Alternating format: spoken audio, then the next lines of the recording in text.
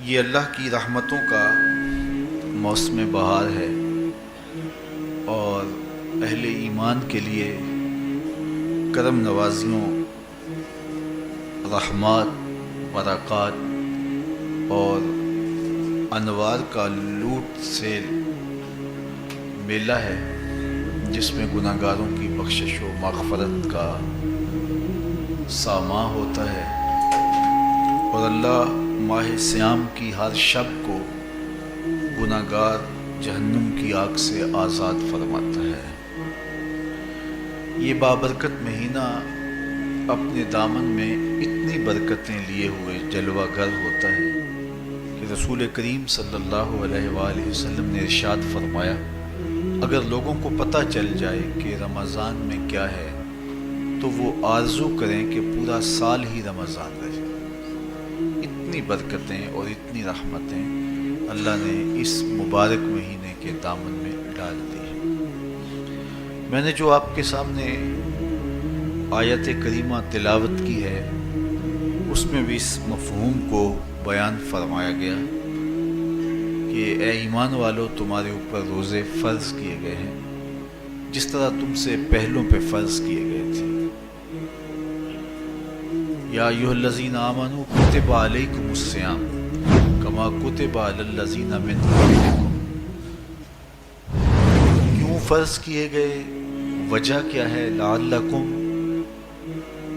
تتقون، تاکہ تم متقی بن جاؤ، تم پرہیزگار بن جاؤ۔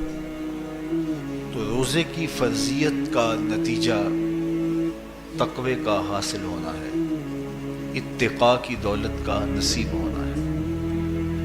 تو اس آیت کریمہ میں 3 چیزیں بیان کی گئی۔ سب سے پہلی، اے ایمان والو، تمہارے اوپر روزے فرض کیے گئے۔ پھر دوسری بات، جس طرح تمہارے سے پہلوں پہ فرض کیے گئے۔ اور تیسری بات، تاکہ تمہیں تقوی کا نور نصیب ہو، تمہیں اتقاء کی دولت نصیب ہو۔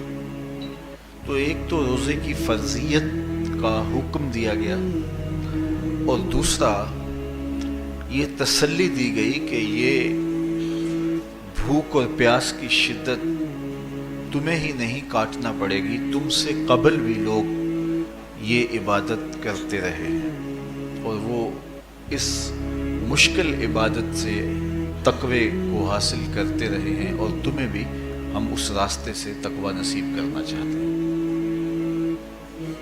علامہ حقی علیہ رحمہ نے لکھا ہے کہ ملک تحمور الثالث، یہ حضرت آدم علیہ السلام کی اولاد سے تیسرا بادشاہ گزرا ہے، اس کے زمانے میں قحط پڑ گیا تھا، تو اس نے اپنی قوم کو یہ حکم دیا کہ ایک وقت کا کھانا آپ کھا لیں اور ایک وقت کا کھانا بچائیں اور وہ قحط زدہ علاقوں میں بھیجیں۔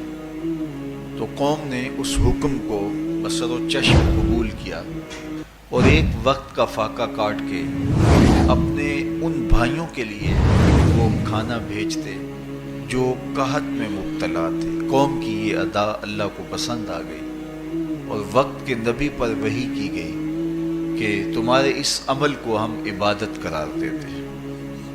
تو حضرت آدم علیہ السلام کے بعد متصل ہی یہ عبادت فرض کی گئی، اور پھر جتنی بھی ملتیں، قومیں اور امتیں آئیں، ان میں روزے کی تحسین کی گئی اور روزے کی تلقین کی گئی۔ پرانی جتنی بھی کتابیں ہیں، اناجیل ہیں، تورات ہے، اس میں روزہ داروں کی تعریف موجود ہے۔ اور حضور علیہ السلام جب اس دنیا پہ تشریف فرما ہوئے تو آقا کریم روزے کی فرضیت سے پہلے بھی روزے رکھتے تھے۔ ویسے روزہ سن 2 ہجری کو فرض ہوا ہے، شعبان المعظم کے مہینے میں، لیکن اس سے قبل بھی ایام 20 کے حضور روزے رکھتے تھے، اور اس کے علاوہ بھی مختلف ایام میں اللہ کے محبوب روزے رکھتے تھے۔ روزے کی فرضیت کے بعد حضور علیہ السلام کی زندگی میں کل 9 رمضان آئے ہیں، جس میں 7 29 کے تھے اور 2 30 کے تھے۔ یہ بات ذہن میں رکھیے گا کہ روزے 29 ہوں ثواب پھر بھی 30 کر دیا جاتا ہے. تو زیادہ تر جو رمضان المبارک کے مہینے ہوتے ہیں وہ 29 کے ہوتے ہیں، 30 کے کم ہوتے ہیں. حضور کی زندگی میں 9 میں سے 7 جو ہیں وہ 29 کے ہوئے ہیں اور 2 30 کے ہوئے ہیں. تو ثواب پورے 30 کا ہی ہے. بعض لوگوں کو زیادہ ہی مسئلہ ہوتا ہے، 29 ہو جائیں تو یہ اللہ کا کرم ہے کہ روزہ رکھنا بھی نہیں پڑا اور 30ویں کا ثواب بھی مل گیا. لیکن وہ شور مچا دیتے ہیں کہ یہ روزہ کھا گئے ہیں. میرا نہیں خیال کہ کسی کو اپنے ذمے اتنی بڑی امت کا بوجھ لینے کی پریشانی ہو اور وہ خام خواہ ایک روزے کے لیے پوری امت کا بوجھ اپنے کندھوں پہ ڈال لیں. تو 29 روزے ہوں یا 30 ہوں، اللہ ثواب پورے 30 کا ہی عطا کرتا ہے. روزہ اللہ تعالیٰ جل شانہ کی رضا اور اس کی محبت کے حصول کا ذریعہ ہے، اور اس کا عملی نتیجہ جو اس آیت کریمہ میں بیان کیا گیا وہ تقوی ہے. لعلکم تتقون. روزہ اس لیے فرض کیا گیا کہ تمہیں تقوی نصیب ہو جائے، اتقاء کی دولت نصیب. اب سوال یہ ہے، کیا تقوی بھوک اور پیاس سے حاصل ہوتا ہے؟ پیاس کاٹنے سے، بھوک کاٹنے سے کیا تقوی نصیب ہو جاتا ہے؟ صبح سے لے کر شام تک روزہ رکھنے کی تلقین کی گئی. یہاں ناروے میں اور مختلف ممالک کے اندر 20 گھنٹے کا روزہ ہے، اور ہمارے بھی یہاں 16-17 گھنٹے مسلسل شدت کی گرمی میں بھوک اور پیاس کاٹنا ہوتی ہے. تو اتنا طویل دورانیہ جو بھوک اور پیاس کاٹی ہے، اس کا مقصد رزق بچانا نہیں ہے، بلکہ وَيُزَادُ فِيهِ رِزْقُ الْمُؤْمِنِ. ماہ سیام میں مومن کا رزق بڑھ جاتا ہے. آپ اپنا بجٹ دیکھ لیجئے، باقی مہینوں کی نسبت ماہ سیام میں آپ کے اخراجات زیادہ ہوتے ہیں اور کشادگی ہوتی ہے. تو یہ کوئی خوراک بچاؤ مہم نہیں ہے، بلکہ رزق تو بڑھ جاتا ہے.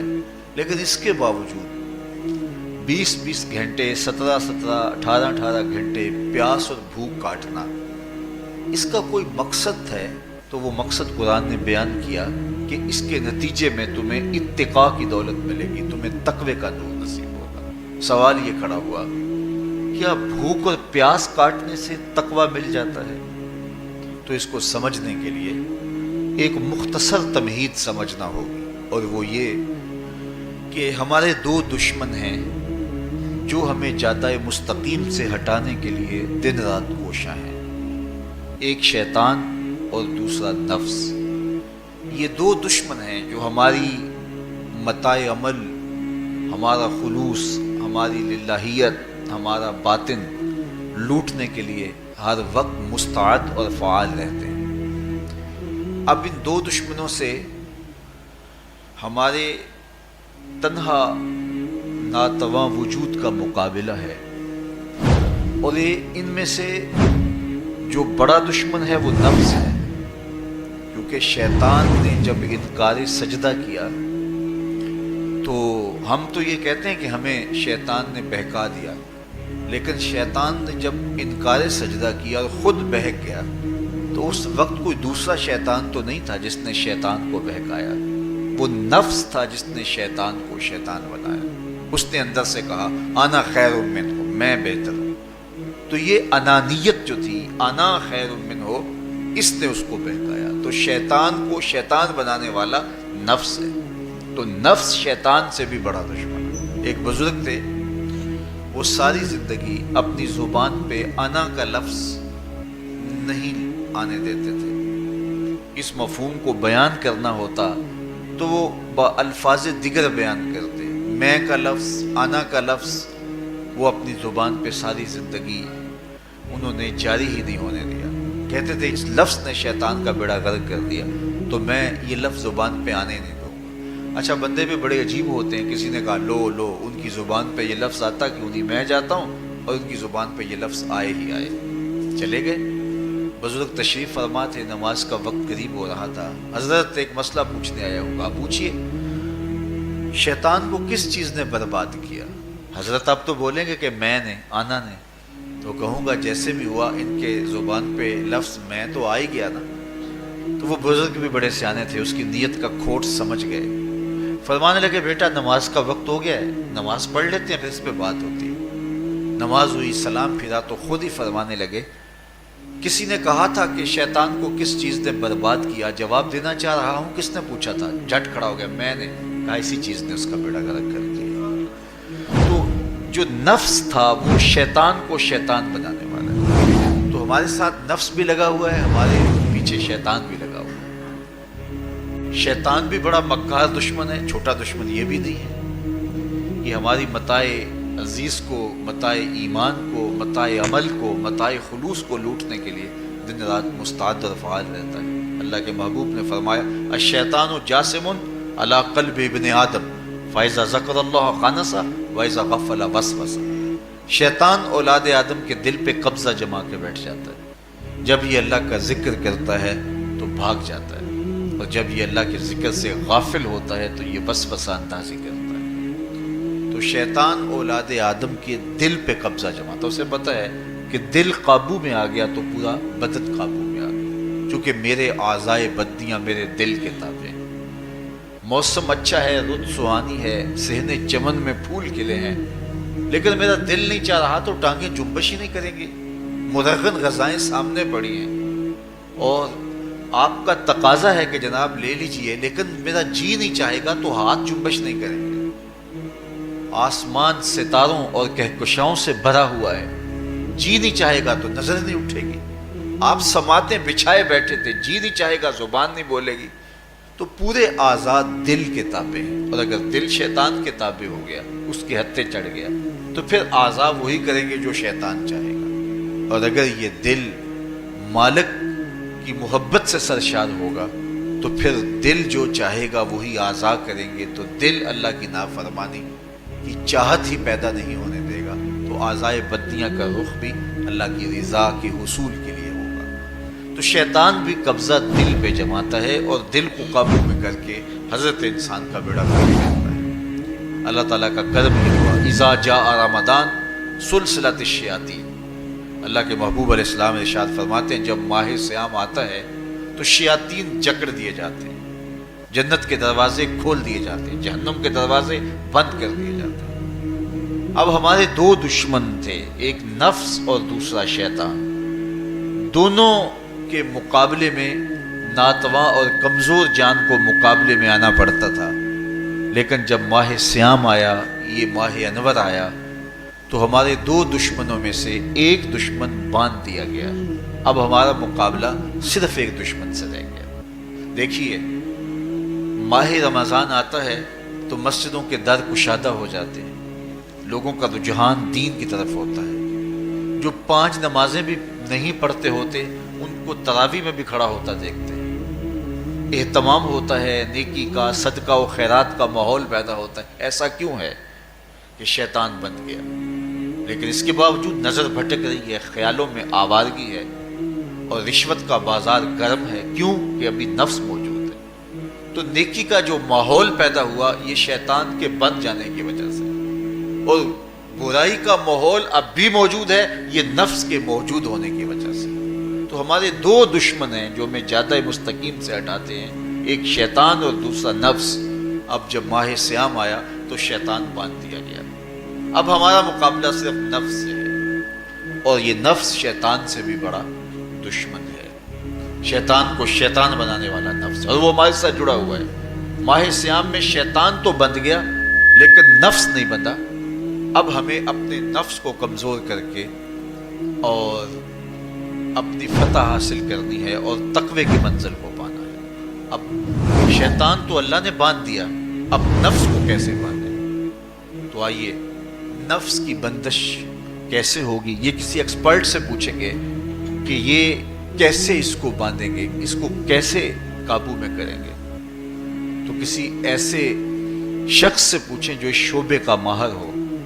और अल्लामा इकबाल के मुर्शद मुल्ला जलालुद्दीन रूमी अलैहि रहमा कहते, आओ तुम्हें मैं एक मुआलिज का पता देता हूँ जो تمہیں اس بیماری کا علاج بتائے گا اور اس کی بندش کے طریقے بتائے گا۔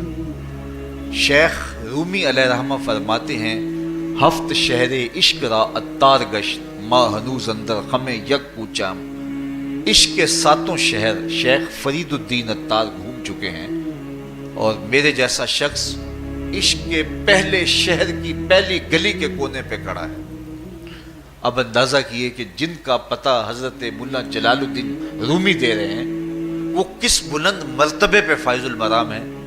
فرمایا کہ وہ عشق کے 7 شہر گھوم چکے ہیں اور میں پہلے شہر کی پہلی گلی کی نکر پہ کھڑا ہوں۔ اب شیخ فرید الدین علیہ رحمہ سے پوچھئے کہ شیطان تو بند گیا، اب نفس کا وبال ہمارے اوپر پڑ رہا ہے اور ہم اس کے باوجود ماہ صیام کے اندر گناہوں میں منہمک ہیں، تو ہمیں بتایا جائے کہ اس نفس کا علاج کیسے کیا جائے۔ ہمیں آپ کا پتہ بتایا گیا ہے۔ تو شیخ فرید الدین اتار بولے نفس نتواں کشت الا باسے چیز بات گوئم یادگیرش اے عزیز۔ نفس نہیں مرتا، لیکن اگر 3 اسلحے تیرے پاس ہوں تو یہ ٹھہر بھی نہیں سکتا۔ وہ 3 اسلحے کون سے ہیں؟ خنجر خاموشی و شمشیر جو، نیزائے تنہائی و ترک ہجو۔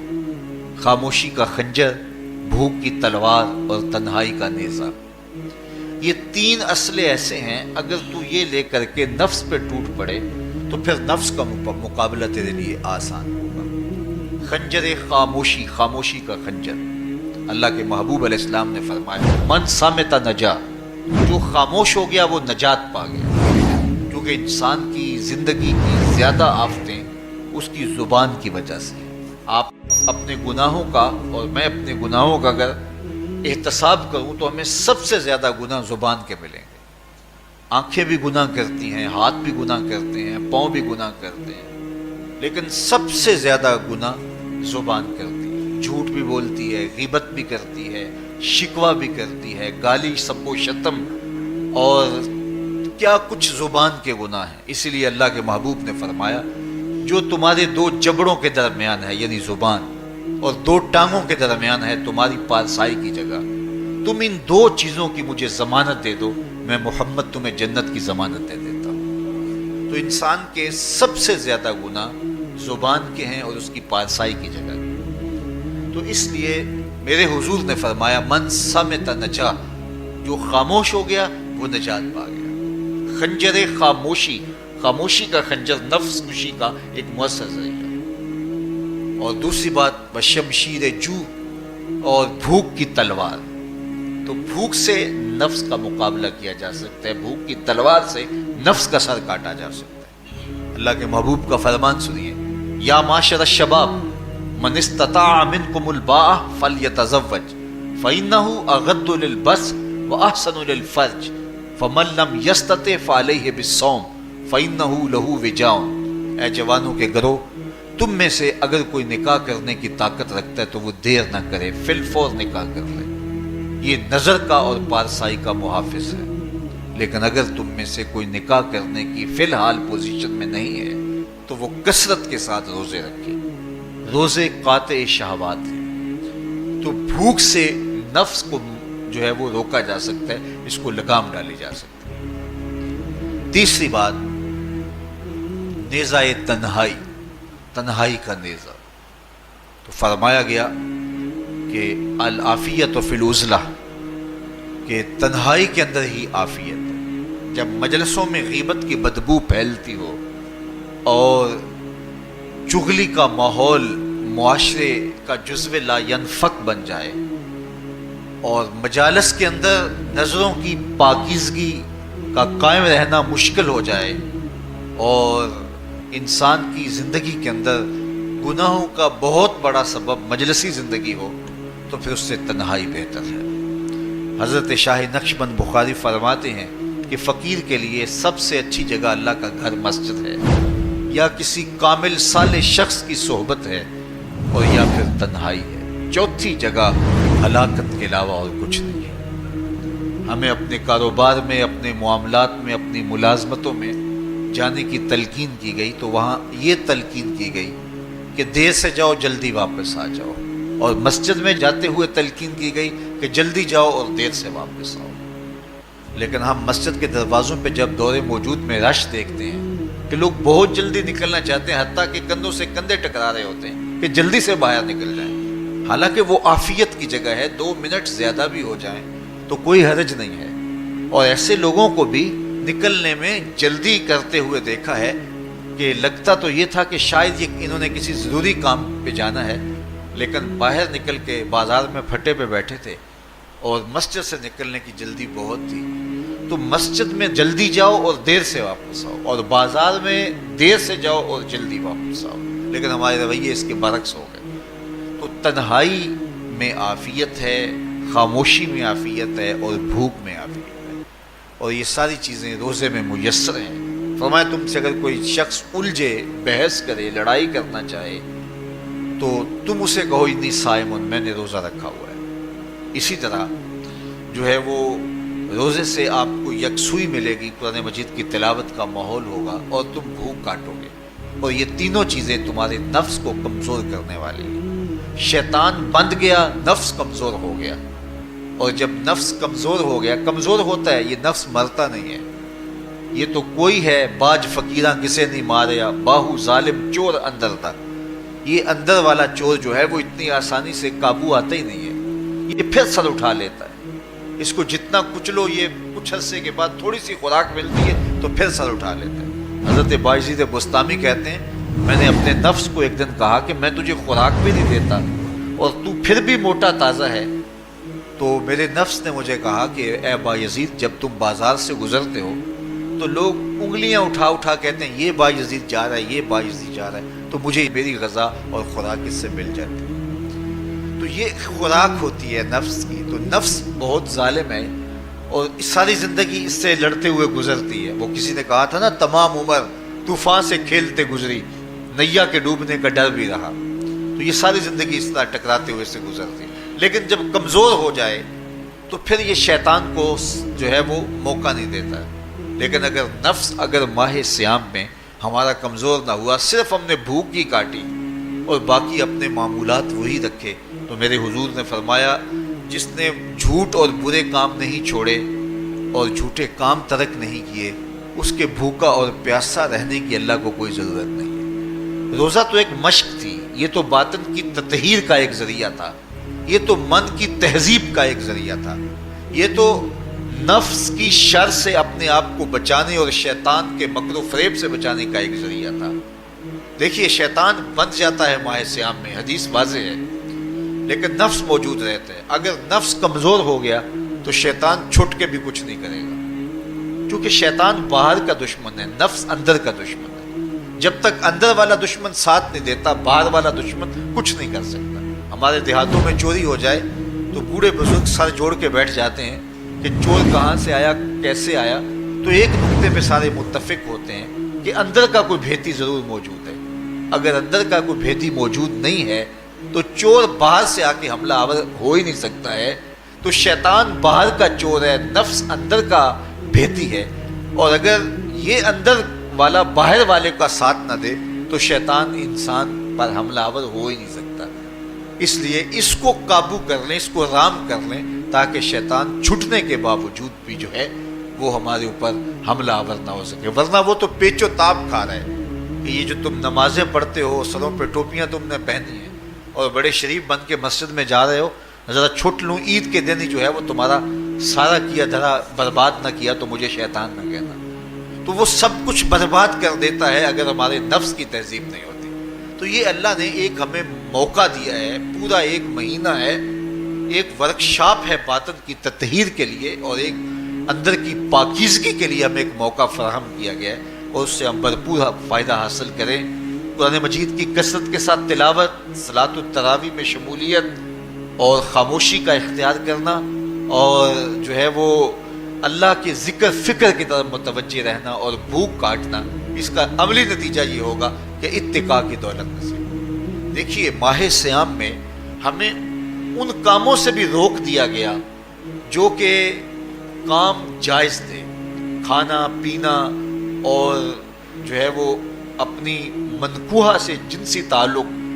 یہ تو وہ امور تھے کہ جو جائز تھے، مشروع تھے. لیکن اوقات روزہ میں ان جائز کاموں سے بھی ہمیں روک دیا گیا۔ اس فلسفے کو ہمیں سمجھنا ہوگا کہ جو کام شریعت میں جائز تھے، مشروع تھے، روزہ ان سے بھی رک جانے کا نام ہے۔ اور جو چیزیں شریعت میں جائز ہی نہیں ہیں، جھوٹ بولنا ہے، غیبت کرنا ہے، بد نگاہی ہے اور دیگر برے اعمال ہیں، تو یہ چیزیں تو روزہ نہ بھی ہو پھر بھی ناجائز ہیں۔ تو جو چیزیں جائز تھی روزے میں ان سے بھی منع کر دیا گیا، اور جو چیزیں ناجائز ہیں تو اگر کوئی شخص ان چیزوں سے نہیں رکتا تو پھر اس نے روزہ کیا رکھا؟ ایک بندہ بھوک کاٹتا ہے لیکن جھوٹ بولتا ہے، ایک بندہ پیاس کاٹتا ہے لیکن غیبت کرتا ہے، ایک بندہ صبح سے شام تک نہ کچھ کھاتا ہے نہ کچھ پیتا ہے لیکن رشوت لیتا ہے، پھر مجھے بتائیے اس نے روزہ کیا رکھا؟ روزہ تو ایک مشق تھی کہ جو چیزیں جائز تھی ان سے بھی منع کر دیا گیا، ان سے بھی روک دیا گیا، اور جو ناجائز تھی وہ تو پہلے ہی ناجائز تھی، روزے کے بغیر بھی ناجائز تھی۔ تو اس لیے روزہ ایک مشق ہے۔ ہمارے سامنے مرغن غذا موجود ہے، ہمارے پاس سامنے ٹھنڈا مشروب موجود ہے، اور ہمیں مشق کرنے کی تلقین کی گئی کہ تمہیں بھوک ہے، شدت کی پیاس ہے، لیکن صبر کر کے دکھاؤ تم نہیں لوگے، یہ تمہاری مشق ہے۔ تو پھر جو حرام ہوگا، اللہ کی طرف سے ممنوع ہوگا، تو اس کو تم کس طرح لوگے جب تمہاری یہ مشق ہو چکی؟ لیکن ہم اس مشق کے اندر ہی جب ان سے نہیں رکیں گے تو پھر ہمارا روزہ ہی نہیں ہوگا، پھر بھوک اور پیاس کاٹنے کے علاوہ کچھ نہیں ہوگا۔ بہت سارے روزہ دار ایسے ہیں جن کا روزہ سوائے بھوک اور پیاس کاٹنے کے کچھ نہیں ہے۔ اس لیے جن چیزوں سے اللہ نے منع کیا ہے ان سے تو رکنا ہی رکنا ہے۔ جو چیزیں مشروع ہیں ان سے وقتی طور پہ روکا گیا تو ان سے بھی روک کر کے روزے کی تکمیل کی جائے۔ اچھا، روزے میں ایک اور چیز ہے کہ ہمارے صوفیاء مراقبہ کر کے ایک دولت پاتے ہیں، اور وہ کیا کہ اللہ دیکھ رہا ہے۔ وہ مراقبے میں بیٹھ جاتے ہیں اور اس تصور میں ڈوب جاتے ہیں کہ میرا اللہ مجھے دیکھ رہا ہے، اور یہ یقین اپنے اندر اتارتے رہتے ہیں۔ اس کا نتیجہ یہ ہوتا ہے کہ پھر گناہ کرنا مشکل ہو جاتا ہے۔ یہ تصور جب بندے کے ساتھ جڑ جاتا ہے کہ میرا اللہ مجھے دیکھ رہا ہے۔ ماہ سیام میں یہ دولت اللہ بانٹ دیتا ہے۔ جو مراقبے سے صوفیاء حاصل کرتے ہیں، اللہ تعالیٰ اس دولت کو اہل ایمان پہ چھڑک دیتا ہے۔ کڑکتی دھوپ، برستی گرمی، زبان کانٹا، ہونٹ خشک، ٹھنڈا پانی دستیاب، دروازہ مکفل، کوئی دیکھنے والا بھی نہیں ہے، لیکن بندہ ایک گھونٹ بھی نہیں پیتا، وضو کرتے بھی احتیاط کرتا ہے کوئی قطرہ حلق سے نیچے نہ اتر جائے، کیوں کہ میرا اللہ مجھے دیکھ رہا ہے۔ جو چیزیں صوفیاء کو مراقبے سے نصیب ہوتی ہیں، ماہ سیام میں اللہ اس دولت کو بانٹ دیتا ہے، چھڑک دیتا ہے، بارش کی طرح وہ دولت برستی ہے، اور یہ تصور ہمارے ساتھ جڑ جاتا ہے کہ میرا اللہ مجھے دیکھ رہا ہے۔ ہم پانی نہیں پیتے، اللہ دیکھ رہا ہے، مرغن غذائیں موجود ہیں کہ اللہ دیکھ رہا ہے۔ تو میں یہ پوچھتا ہوں کہ ہم کھانا نہیں کھاتے کہ اللہ دیکھ رہا ہے، ہم پانی نہیں پیتے کہ اللہ دیکھ رہا ہے، لیکن جب رشوت لے رہے ہوتے ہیں اللہ اس وقت نہیں دیکھتا؟ جب نظر بھٹک رہی ہوتی ہے اللہ اس وقت نہیں دیکھتا؟ جب خیال بہک رہا ہوتا ہے اللہ اس وقت نہیں دیکھتا؟ جب سوچوں میں آوارگی آتی ہے اللہ اس وقت نہیں دیکھتا؟ تو یہ صرف وہ کھانے اور پینے کو ہی دیکھ رہا ہے، باقی امور زندگی کو نہیں دیکھ رہا، اور وہ کیا صرف رمضان میں دیکھتا ہے، غیر رمضان میں نہیں دیکھتا؟ تو یہ جو نور اترا تھا ماہ سیام میں، اس کو اپنے اندر اگر جذب کر لیا جائے تو زندگی سنور جاتی ہے۔ جو مراقبوں سے حاصل ہوتا تھا ماہ سیام میں، وہ میਂہ کی طرح برسا، اور ہم اس کے اپنے اندر سمولیں، جذب کر لیں، تو نتیجہ یہ ہوگا کہ ہماری زندگی نور نہ لا نور ہو جائے گی۔ اور یہ تصور جب انسان کی زندگی میں جم جائے تو یہ گناہوں سے روکنے کا مؤثر ذریعہ ہے کہ میرا اللہ مجھے دیکھ رہا ہے۔ مجھے بتائیے اس سے بڑا ہیجان انگیز بھی کوئی منظر ہو سکتا ہے کہ حسن کی پتلی ہے، اور جو ہے وہ اس کی ایک ایک ادا اور اشوے سے قیامتیں پھوٹتی ہیں، اور وہ خود جناب یوسف کے سامنے اپنے حسن کو پیش کر رہی ہے، ساتوں دروازے بھی مکفل ہیں، بت کے اوپر بھی کپڑا ڈال لیا، اور زلیخا حضرت یوسف کو خود کہہ رہی ہے تالک یوسف اب تو آ جاؤ نا، ذرا آنکھ اٹھا کے میرے جلوے دیکھو۔ لیکن جناب یوسف کیا بولتے ہیں؟ قال معاذ اللہ، میں اللہ کی پناہ میں آتا ہوں۔ کہا تو 7 دروازے بند کر کے لوگوں کی نظروں سے چھپ گئی، اور موٹا کھیس ڈال کے اپنے زوم میں اپنے جھوٹے خدا سے بھی شرم کرتی ہے اور اس سے چھپ گئی، میں اس خدا سے حیا کیوں نہ کروں جو 7ویں کوٹھڑی میں بھی دیکھ رہا ہے۔ پھر اتنی روشنیاں برسی، اتنا یقین برسا، کہ گناہ کیا، گناہ کا تصور بھی محال ہو گیا۔ تو مجھے بتائیے کتنا ہیجان انگیز منظر تھا جب حسن قدموں میں بچھنے کے لیے خود بے تاب تھا، اور حضرت یوسف جوان رانا ہے، جوانی اور شباب پورے باغپن پہ ہے، اور ادھر حسن مچل مچل کے قدموں میں بچھ رہا ہے، لیکن یہ جذبہ کہ میرا اللہ مجھے دیکھ رہا ہے ایسی رکاوٹ بنتا ہے، قال معاذ اللہ، کہا میں اللہ کی پناہ میں آتا ہوں۔ تو یہ یقین جب بندے کے ساتھ جڑ جاتا ہے کہ میرا اللہ مجھے دیکھ رہا ہے، تو پھر انسان کے لیے گناہ سے بچنا کوئی مشکل نہیں ہوتا۔ گھر میں فاقے ہوں، مشکل میں بندہ پھنسا ہو اور اس کو رشوت مل رہی ہو، تو پھر اپنا ہاتھ روکنا بڑا مشکل ہوتا ہے، بلکتے بچوں کا خیال آتا ہے۔ لیکن جب یہ خیال ہو کہ میرا رب میرا رازق ہے اور میرے اس عمل کو دیکھ رہا ہے، تو پھر بندہ اس کو پرے کا کی حیثیت بھی نہیں دیتا، اور جب وہ پاؤں کی ٹھوکر پہ بھی نہ رکھے تو پھر اللہ فرماتا ہے وَيَرْزُقُهُ مِنْ حَيْثُ لَا يَحْتَسِبُ، تو یہ کر کے دیکھ، میں تجھے وہاں سے رزق دوں گا جہاں سے تجھے گمان بھی نہیں ہوگا۔ تو اپنے یقین کو کھڑا کر کے دیکھ، میرے اوپر اعتماد کر کے دیکھ۔ میرے حضور نے فرمایا اللہ پر توکل کرنے کا جو حق ہے اگر تم ادا کرو، وہ تمہیں ایسے رزق دے جیسے پرندوں کو عطا کرتا ہے۔ صبح گھر سے نکلتے ہیں خالی پیٹ ہوتے ہیں، ہمیں تو پتہ ہے دفتر میں جانا ہے، ہمیں تو پتہ ہے دکان پہ جانا ہے، ہمیں تو پتہ ہے فیکٹری میں جانا ہے، ہمیں تو پتہ ہے کہ ہم نے فلاں جگہ جا کے دیہاڑی لگانی، لیکن ان کا کوئی کاروبار نہیں ہوتا، کوئی فیکٹری نہیں ہوتی۔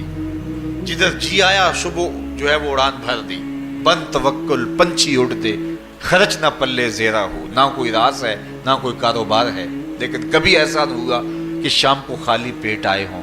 تو کہا اگر تم اللہ پہ توکل کر لو، وہ بھی تمہیں ایسے رزق دے جیسے پرندوں کو رزق عطا کرتا ہے۔ پرندوں میں سے ایک پرندہ ہے ہنس، یہ سچے موتی کھاتا ہے، اور آپ پنساری کے پاس موتی لینے جائیں تو ہزاروں روپے تولے کے ماشے کے حساب سے آپ لیں تو پھر بھی آپ سوچتے ہیں کہ پتہ نہیں یہ خالص دیے یا نہیں دیے۔ وہ اتنے نایاب اور کامیاب ہیں کہ آپ ماشوں اور تولوں میں خریدتے ہیں اور پھر بھی آپ کو شک رہتا ہے کہ یہ خالص ہیں یا کہ نہیں۔ اور ہنس کھاتا ہی وہ ہے، اور دنیا پر ایک نہیں لاکھوں کروڑوں ہنس ہیں، اور روزانہ صبح و شام کھاتے ہیں اور پیٹ بھر کے کھاتے ہیں، اور اللہ انہیں روز عطا بھی کرتا ہے۔ تو یہ مالک وہ ہے، رازق ہے۔ جب اس پہ توکل اور اس پہ یقین پیدا ہو جاتا ہے تو پھر مشکل نہیں رہتا، پھر آسانی پیدا ہو جاتا ہے۔ تو روزوں میں اللہ تعالیٰ یہ یقین دیتا ہے کہ وہ مجھے دیکھ رہا ہے، بندہ یہ تیقن پیدا کر لیتا ہے کہ میرا اللہ مجھے دیکھ رہا ہے۔ بعض کا چھوٹے بچے روزہ رکھ لیتے ہیں تو مائیں بے چین ہو جاتی ہیں، جب دوپہر کے وقت پھول جیسے بچے کملا جاتے ہیں تو مائیں انہیں بند کمرے میں کوئی کھانا یا کوئی ٹافی یا کوئی اور چیز یا چاکلیٹ دیتی ہیں کہ بیٹے یہ کھا لو، تو وہ بچے نہیں کھا رہے ہوتے تو مائیں کہتے ہیں پتر کھا لو کوئی نہیں دیکھ رہا، تو وہ بچے بھی کہتے ہیں اللہ دیکھ رہا ہے۔ تو وہ جو صوفیاء کو مراقبوں سے ملتا ہے وہ ایک بچے کو بھی نصیب ہو رہا ہے کہ میرا اللہ مجھے دیکھ۔ یہاں ایک اور بھی تسلی ہے، ہم ہزار گناہ گار سہی، ہم ہزار سیاہ کار سہی، لیکن ہمارا رب پہ کتنا یقین ہے رمضان میں پتہ چلتا ہے کہ اس ذات پہ ہمارا کتنا تیقن ہے، کتنا یقین ہے، جس کو دیکھا نہیں، چھوا نہیں، بات نہیں ہوئی، جو تصور خیال کی حدود سے بنا ہے، اتنا یقین ہے کہ ہم پانی نہیں لیتے، کھانا نہیں لیتے کہ میرا اللہ مجھے دیکھ رہا ہے۔ کاش کہ اس کو ہم اپنی پوری زندگی میں پھیلا لیں، اور اس کو زندگی میں جب ہم طاری کر لیں گے تو پھر گناہ کرنا محال اور ناممکن ہو جائے گا، اور زندگی نور علی نور ہو جائے گی، اور یہی تقوی کا حصول ہے۔ تو فرمایا اے ایمان والو، تمہارے اوپر روزے فرض کر دیے گئے جس طرح تم سے پہلوں پہ فرض کیے گئے تھے، لعلکم تتقون، تاکہ تم متقی بن جاؤ، تاکہ تم پرہیزگار بن جاؤ۔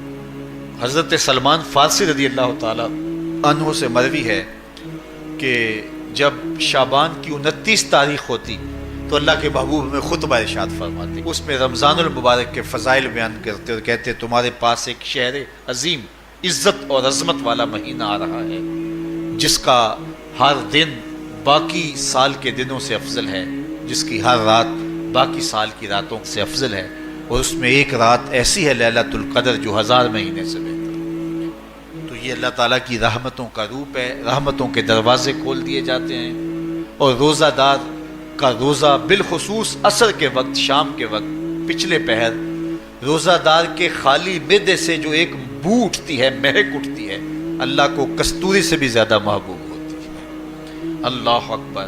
اور فرمایا للصائم فرحتان، فرحتن عند فطرہ و فرحتن عند لقاء ربہ. روزہ دار کے لیے دو خوشیاں ہیں. ایک خوشی اسے تب ملتی ہے جب وہ روزہ کھولتا ہے سارے دن کی بھوک اور پیاس کاٹ کے. جب شام کو ٹھنڈا اور میٹھا مشروب اسے ملتا ہے اور وہ مشروب اپنے جو ہے وہ منہ میں ڈالتا ہے اور وہ معدے کی طرف اترتا ہے تو اس کی زبان بولے نہ بولے اس کا ایک ایک انگ اللہ کی تسبیح بول رہا ہوتا ہے اور اللہ کا شکر ادا کر رہا ہوتا ہے. اس وقت اسے ایک عجیب فرحت ہوتی ہے کہ اتنا طویل لمبا روزہ تھا، شکر ہے کہ میرا روزہ تکمیل کو پہنچا. ایک روحانی مسرت، پھر روزہ کھلنے کے وقت اس کو بدنی مسرت. تو ایک فرمایا اس کو فرحت تب ملتی ہے جب وہ روزہ کھولتا ہے. وَفَرْحَةٌ عِنْدَ لِقَاءِ رَبِّهِ. اور دوسری فرحت اسے تب ملے گی جب روزے کے صلے میں اللہ اپنے رخ سے پردہ ہٹا دے گا اور اللہ اپنا دیدار عطا فرمائے گا. تو یہ روزے دار کے لیے خوشیاں ہیں. تو خوش نصیب ہیں وہ لوگ جو ماہ سیام کے روزے پورے خشوع و خضوع کے ساتھ رکھتے ہیں اور اس کی برکتوں سے مالا مال ہوتے ہیں. ورنہ بعض لوگ میں نے ایسے بھی دیکھے ہیں وہ چھوٹی چھوٹی بیماریوں کا بہانہ بنا کے روزہ ترک کر دیتے ہیں اور انہیں حوصلہ ہی نہیں پڑتا روزہ رکھنے کا. چونکہ الصوم نصف الصبر، روزہ آدھا صبر ہے. میں سمجھتا ہوں، میں شوگر کا مریض ہوں اور 4 سے 5 گھنٹے اگر مجھے کچھ کھانے کو نہ ملے تو میری طبیعت میں ایسا اضطراب اور بے چینی پیدا ہو جاتی ہے کہ میں گھر والوں سے الجھنے کی کیفیت میں بھی آ جاتا ہوں. لیکن ماہ سیام میں 20 گھنٹے بھی کاٹ لیتا ہوں، لیکن میری طبیعت پہ کوئی بوجھ اس لیے نہیں ہوتا کہ میں اللہ کی رضا کو اپنے ذہن کے ایک ایک گوشے میں رکھے ہوئے ہوتا ہوں. تو یہ آدھا صبر ہے، یہ صبر سکھاتا ہے. اور پھر روزے سے جب ہم بھوک کاٹتے ہیں تو غربا، مساکین، وہ لوگ جو بیچارے بھوک اور پیاس کاٹ کے زندگی گزارتے ہیں، ان کا بھی ہمیں خیال آتا ہے کہ ہمیں تو اپنے اختیار سے چند لمحوں کے لیے بھوک کاٹنی پڑی تو اس کی کلفت اور اس کی اذیت اتنی ہے. تو جو شخص مجبوری کی وجہ سے کاٹتے ہیں اور ان کے بلکتے بچے ان کے سامنے ہوتے ہیں تو پھر ان کا عالم کیا ہوگا. تو اس سے پھر صدقہ اور خیرات کا ماحول پیدا ہوتا ہے اور ہم غربا کو اپنے ساتھ خوشیوں میں شریک کرتے ہیں.